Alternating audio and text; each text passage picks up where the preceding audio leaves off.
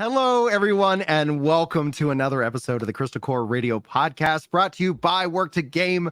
And today we've got a lot to talk about. We got Elio back on the podcast again, 3 in a row. Like this is his hat trick. It's been fun.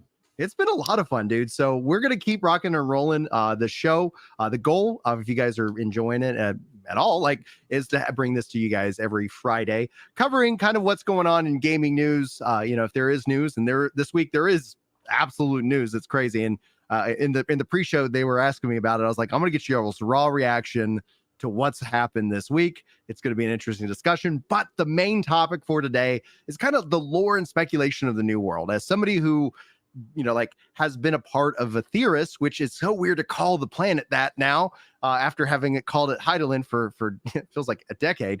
But to see where we're going to go, how this is going to expand the story, what kind of revelations do we expect, and what threats we might encounter. That's some of the questions that I've got rattling around in my head. And guys, if you guys enjoy the show, like, sub, and share. We really appreciate that. And if you're watching this as a VOD or in the audio form, we love you so very much. Thanks for being here. But let's get y'all's raw reaction. First big news story of the day is Asma Gold canceled. That's the note that I put out there. But the TLDR, Asman had a viral clip that just went all across Twitter, basically breaking down the concept of what consumerism is and how gamers buy media. And ultimately, it boils down to, he said, if the game's fun, people are going to buy it. And if you feel like, there's some kind of moral quandary there, time and time again, the sales are just absolutely through. But a lot of artists took offense to this because they're talking about generative AI coming in and making art, feeling like he was like dunking on them or being diminished. And then he ended up putting out a 2-hour video talking about it. And then they were kind of memeing on him for that. But generative AI and consumerism, obviously Asma's not canceled. Yeah. Yeah. So having watched a lot of his stuff, he's a guy where sometimes I agree really firmly with what he says. Sometimes I don't. What I'll say in that case is I don't like the fact that what he's saying is correct, but he's not exactly wrong. And I feel like that's the thing, is divorcing him stating that. Sometimes he says stuff like that and he's like, and that's perfectly fine and I don't give a shit. But sometimes he says that just because, whether you like it or not, that is a reality. So if you want it to be different, you got to just expecting morality being the only driving force of consumerism it's not going to work. It's not going to be effective. So I'm not surprised, and I'm also not surprised that a lot of people reacted. This is not the first time he's said something like that or done something like that, and people have reacted. And it's his viewership doesn't give a shit. He was the most viewed coverage of the Johnny Depp trial. Yeah, right. I don't think originally made gold making guides for World of Warcraft was the #1 place to watch Johnny Depp in a lawsuit where somebody pooped on a bed. Oh my gosh. That's a reality we live in. How much do you think that cost Aquaman too? Because she's still in that movie, but they diminished her as much as possible. Because I can't get that image out of my head. Just reshoots alone, you're talking probably somewhere in the ballpark of 20-50 million. Depending on what they needed to reshoot. But seeing as she was his love interest, I have to imagine large swaths. So yeah. Anyway, so a part of, obviously his take is about how, if the game's fun, people are going to buy it, regardless of whether generative AI is used or not. When it comes down to just that concept, are you guys concerned about generative AI in video games, especially as it relates to our next story where we talk about layoffs in the game industry? I'm concerned about its ethics. I think the thing is, generative AI in theory as a tool, to shrink it down, things like the metahuman thing in Unreal, right?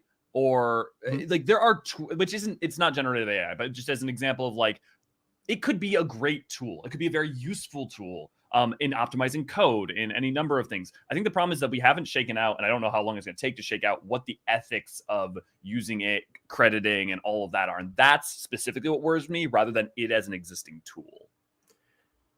When the first sewing machines came out, there was a real concern about the ethics of moving to machine-made clothes, where you had one person making what normally would take years for a group of people to make, and they were doing it in days and weeks. and we went through a round of innovations in that space. And some of those innovations were really good, but were rejected because of an ethical quandary, when that same person could have come up with that invention 10 years later and it would have been rejoiced. Timing was everything. We have seen this time and time again. When there's a giant leap forward, it does not immediately replace all humans. It allows a very small subset of humans to become so efficient that they don't need as much help. When we move to self-driving trucks, truck driving is the #1 job in America. More people classify themselves as driver of truck than any other job. And when we move to self-driving trucks, even if at first it's, okay, there's going to be 4 trucks and 1 driver who's going to maybe park them all because they haven't figured out kind of some of the parking still sounds like that may need at least some oversight, or at least somebody with a clipboard. ICE travel also for like, and just for the technical side, and their solution they're testing is having basically, if you think about drone operators, beam into the truck remotely and actually let them handle it. Yeah. 1 driver handling maybe 10 times the cargo, 40 times the cargo. It won't just immediately replace them, but it will take 39 of those truck drivers and put them out of a job over a very small number of years. Mhm. We're gonna have the same thing with artists, and the ethics and moral side of it's incredibly interesting, but historically, the money side of it has won out under the theory of, Yeah. we're protecting maybe those 39 truck drivers, but in trade, we're providing a better food economy to lower income. In trade, we're finding medical supplies are getting there faster, and right, because like, yeah, you don't have the there's human net, restrictions. in theory, there's a net gain somewhere, is at least how we justify it to ourselves. It's usually on a balance sheet. Entertainment, though, is going to be interesting with that, right? Though, because entertainment is not a necessity in the same way that, I mean, clothing, This whole shelter, George Carlin food thing. is. Yeah, yeah. Like, Yeah. that seems way more objectionable to me than somebody augmenting the amount of art assets they can draw. Yeah. Right. The ability to replace like an actor or to bring somebody back from the dead. Yeah. Especially George Carlin, like of all people, there's no way, if you've watched any George Carlin, that's like so against everything that he rallied against. So like, it just feels insulting, almost like this, like the word consent comes to mind. That we're just like making him, we can make him say things he would have never said because he's not alive to defend himself. Right. I mean, the thing I think we just need to create, I feel like we got to get to the point where we figure out the cultural norms on it, right? Like that is the crux, I think, of so much of it, is what is acceptable and respectable with it. And right now we don't know. Right now it's enforceable. It's the Wild West, right? And what's enforceable with this Taylor Swift stuff, Yeah. where they're generating images of her as if she wasn't wearing clothes. She has all of the power and resources that anybody could have. There is nobody that could deploy more resources. I mean, she had a fan base that she basically upended the whole music industry. Like, she has an immense amount of power within her sphere, and everybody knows a Swiftie.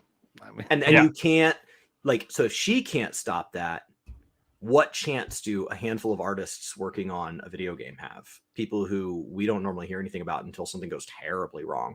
You know, Blizzard devs and all of that, like the controversy is what we know of them.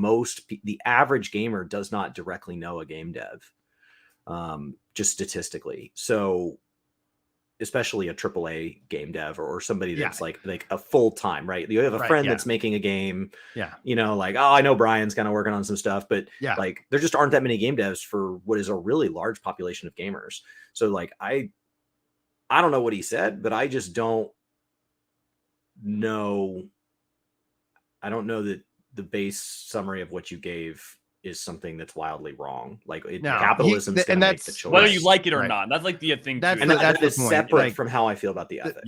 There's two kind of things to kind of like, you know, round this topic off before we jump to the next one, because like, I think essentially the best critique that I saw online of his clip is that he could have said it more elegantly. And that's, you know, the thing is, right. Like, I could say 1,000 things more elegantly, but he didn't say anything that wasn't fundamentally true. And we see this time and time again. Hogwarts Legacy is a great example of, if it's a fun game and all boycotting will do is just promote the game.